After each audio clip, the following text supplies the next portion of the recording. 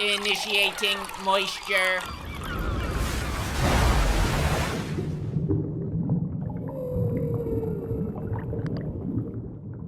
Welcome to the Moist Meter. Today we're taking a look at Elden Ring. That's a sentence I never thought I'd say. I was one of those lunatic conspiracy theorists that didn't think Elden Ring was real and was never going to release, and now I'm out here eating my own ass. The game is out, and it is absolutely outstanding. I'm sure by now the majority of you have seen the reviews. 10 out of 10 is pretty much across the board, 100% on most major outlets. This thing is the goddamn valedictorian of gaming, it seems. And I will say, it lives up to the hype. It is absolutely fucking fantastic. It is an actual masterpiece. Now, I will say, with the PC version, which is what I played it on, there is one major flaw, and it's the only flaw I can even point out in this game at all.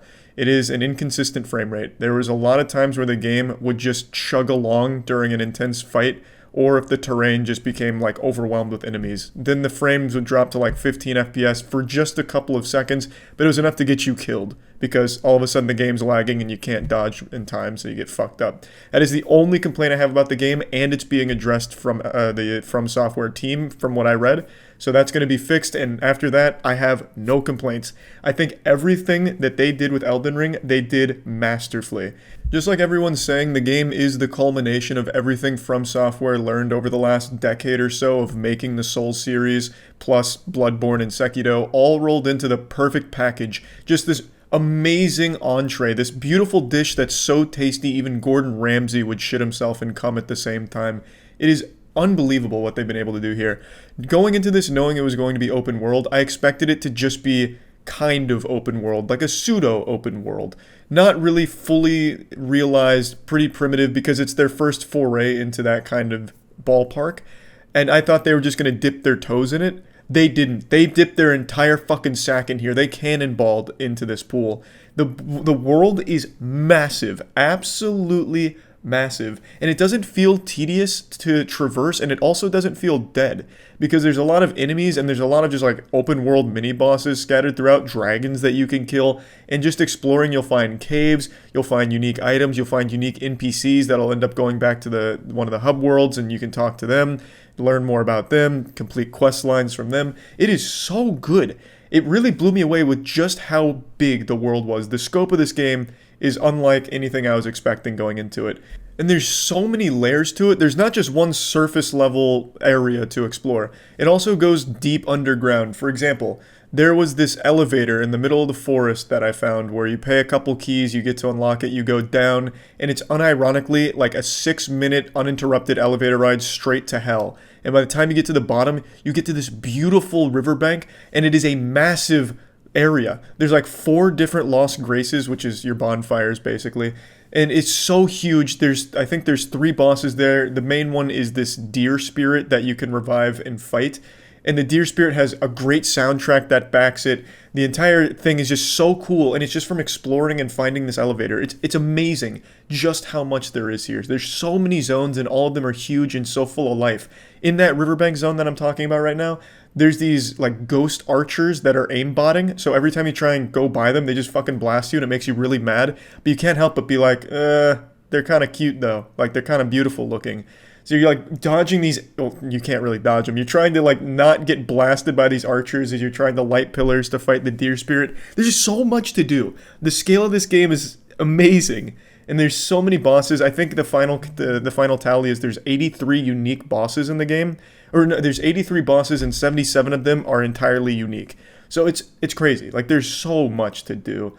I absolutely love everything about it. And I'm not an open world guy, but exploring this game just felt alive, and it felt like I was constantly able to find things to do and just find interesting shit. Whether it's going through dungeons, finding caves, and going through whatever boss was in the cave, there's just so much. There's so much. Even the quests are fun. Like, for example, I met Kenneth. Kenneth is a guy who likens himself to the ruler of Limgrave, or the heir to it at least. And his fort was taken over by this knight. I end up going to kill the knight, go back to Kenneth. Kenneth goes to the fort and he's all depressed and shit. And it was just a cool little cute storyline, and Kenneth was an interesting character. But it's something that I haven't really done in Dark Souls, which is pay attention to the story. Dark Souls has always had huge lore, like a really deep lore, but it doesn't spoon feed it to you. In Elden Ring, I felt a lot more ingrained in the narrative. I felt like I was getting a lot more out of the story, more so than any of the other Souls titles. I don't know if that's because George R.R. Martin was loosely attached to this. I don't really know what role he had in here. Full disclosure, I don't know what the fuck George did, whether he just blasted a fart near the game and they just put his name on it. I couldn't tell you. But regardless, the story here is a lot more digestible and there is a lot more to actually get from the game itself, as opposed to having to go out and like look up lore videos on YouTube or deeply explore the terrain to find like some kind of obscure writing on a wall or an obscure weapon that has a little lore to it. It actually does feed you a lot of information about characters through the quest lines and the side quests, as well as just the actual general narrative of the story and what's pushing you forward, which I appreciated because I think it's interesting. I think the entire universe here is interesting. Now, I will come out and say I haven't beaten the game yet. I'm 30 hours into the game roughly, and I just have fallen in love with it, which I expected to like it because Souls-like games are my favorite games. It's my favorite genre. And this is one of the very few moist meters I'm making before completing the product, but I'm just so enthusiastic about it, and I'm certain that it's not going to all of a sudden just fucking drop off at the end. It's only going to continue to get better. I think it'll probably be another 10, 15 hours before I actually just complete the main line and go back and even do more extra bosses, explore deeper, come up with more builds. There's so much to do in the game. So I really just wanted to give all of my thoughts on it right now. So gameplay, it's what you're used to from Souls-like genre. If you haven't played a Souls game before, get ready to get your asshole spread wide open. This game is brutal. I will say this was one of the harder Souls games, and maybe it's because I was doing everything at a pretty low level because I like the challenge, but it is very difficult. Most players immediately hit a wall on the very first major enemy encounter, the first boss being the Tree Sentinel, which is the horseback golden halberd boss. A lot of people take 50, 60 deaths in order to beat them because they don't realize you can run by him, which I think the game tries to encourage you to do because most players aren't going to be able to beat him at level 1. I was able to because I'm a fucking turbo gamer. I'm an elite gamer barbarian. I beat him in 21 tries, but most people take more than that or they just run by him and come back, which is, I think, the play you're supposed to make. But yeah, the game is hard. Expect that. I'm glad that they didn't tone it down and neuter it. I'm glad they didn't water it down or anything. I enjoy the challenge. However, I will say a lot of the challenge came from self-imposed rules upon myself. I didn't use any summons for any of the bosses or anything like that. And I do think if you do use summons, to explain further, it's a new mechanic in the game where you can get these spirits that you can summon to help you fight, only in certain areas. You can't use them everywhere, but in a lot of boss fight situations and a lot of just general areas, you can summon like wolf spirits. You can even summon a giant knight to help you. You can summon a fucking jellyfish if you want to help you. You can even summon a senile old man who just walks around and gets killed, but he's kind of goofy. You can summon helpers to help you out, as opposed to just summoning a player or something to help you. You have a built-in mechanic to summon NPCs that will fight alongside you with some of the bosses, as well as just general helping. So I think the game can be super accessible for someone that's not familiar with the genre, and can be a pretty easy experience if you're able to leverage these summons well and use them as like a way of drawing aggro away from yourself during a boss fight, and then you can set some attacks up or spells. So I do think there is a way of playing this in an easier way. I chose not to use the summons because I just prefer it that way. I think it's more fun for me personally, but I have nothing against people who do use summons. And the game isn't like shy about letting you use it. It's part of the mechanics. And even before a lot of bosses, you can summon a helper outside of your spirit summons. So for example, one of the first major bosses past the Tree Sentinel, like the actual first story major boss, is Margit. And right before going to Margit, you can summon a guy named Roger, who's just an NPC that you can touch the summon sign for. Roger comes in, and he'll just like goofily cast some weak spells. But he helps draw aggro, he can help take the heat off you. So there is absolutely ways of playing this in an easier way, and I think that's great to give those players a way of handling some tough encounters, and just more mechanics is always a good thing. So I like having the summons, especially for just clearing out trash mobs in an area. Another brand new feature in Elden Ring is of course one of the major ones, which is horseback riding. You get a mount where you can actually fight things while mounted, and it's great. I will say the mounted combat isn't super deep or anything like that, though I don't think they were going for it. It's mainly a way of quickly traversing the landscape, as well as just giving you options in an open world fight. So if you're fighting a dragon, in order to close the distance faster, you hop on horseback, then you hop off to attack the dragon, or you can just stay on the horse and just get some slaps in on the dragon before it flies away again, because it's a fucking pussy. So I do like the horseback riding mechanic. I do like the fighting on it, though I don't think it's like as crazily deep as some people were making it out to be. It is still very fun, very effective, and the horse can double jump, which is pretty badass.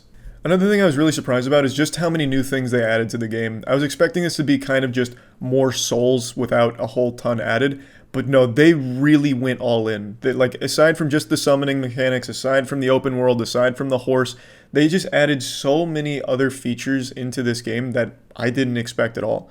So you have a lot of different options now. Not just new weapons, not just like new build possibilities, new spells, all that, but just in general, you have a lot of other options. So you can change your weapon arts on the fly by just using different ashes. You have the ability to block an attack and immediately counterattack, a guard counter. So if you just successfully block an attack, you don't have to parry it. If you block it and immediately follow it up with a strong, you can do a lot of poise damage to whatever enemy attacked you, and you can just kind of fuck them right in the butt pretty hard because you take almost no damage from a successful block, and you can immediately counterattack. So think of it this way. If someone's blasting a whole combo at you, maybe you dodge the first two, and then block the last one, and then you can get that strong counter for big damage to maybe stagger them for a visceral. There's just a lot of options, and there's now a dedicated jump button. I didn't realize just how fucking cool a dedicated jump button would be in Souls. I've always liked the idea of it as like a wet dream, but actually having it here is such a nice treat, and it gives you more options in a fight again. So you can do like a jumping strong attack, which does a lot of damage, as well as a lot of poise break, so again, you can stagger an enemy and get a visceral off of it. So there's just a lot of new things here, all of which are welcomed additions to the formula. I absolutely love everything about Elden Ring. I think it is tied with Bloodborne for the most beautiful of the Souls series, and my god, I just can't get enough of it. Again, I don't usually like open world games, but I can't help but just explore every nook and cranny of the Elden Ring terrain. There's just so much life to the game, and I fucking love it. Plugging Elden Ring into the moist meter, I'm giving it a 95%. It would have been a 98 because I really do think this is as close to perfect as you can get with like an open world action game, but the performance problems are really widespread, so while I myself didn't have too bad of a time with the FPS dropping or crashing or any problems with the PC, I know a lot of other players did, and it is a pretty widespread issue that will hopefully be addressed very soon, but as of right now, that is the only major problem with the game. But once they iron that out, I actually just cannot think of a single thing that this game doesn't do well. Yeah, there's a couple of bugs and glitches, but it's a massive open world game. Of course, there's going to be a couple moments where you clip into a rock in the middle of nowhere. None of them are game breaking. There is, however, a little bugginess to the horse that does kind of fuck you sometimes, where if you try and get on the horse too quickly, you might just freeze yourself. But that open world game horse always going to be buggy, and it's so infrequent that it never becomes a huge glaring issue. I really can't imagine a better Souls game or a better open world action game in general. It's so well done, and only a couple of super minor hiccups, like a couple of blemishes. Like, it's nothing major. It is so incredibly polished and so well done. Elden Ring is nothing shy of a landmark achievement for From Software. The game is absolutely amazing. That's about it. See ya.